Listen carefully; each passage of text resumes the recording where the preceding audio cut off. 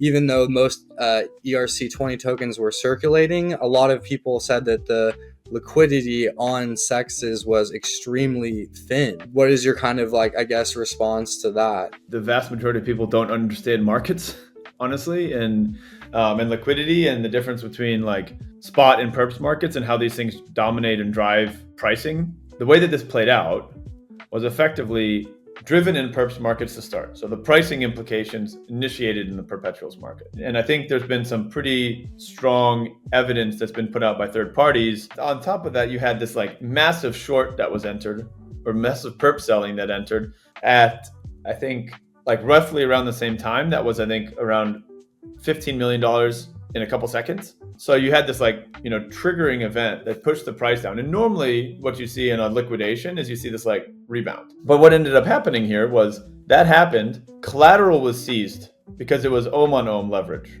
in the spot market. So you started having the spot market get flooded with selling. The short stayed open and never closed. It didn't need to close because the spot kept getting sold. Then, because the spot was getting sold, particularly on one exchange over the other, you had this price divergence where there was a deep discount between one spot market and the other. And you actually just started having this arb where a bunch of arbors came in and tried to like arb across the different exchanges on the spot. And that's why you saw it like stayed steady at 2.5 for a little bit. And then when that arb closed, poof, straight down, which was just more spot selling. Honestly, it's one of the craziest incidents, I think, in like crypto market trading history to a degree.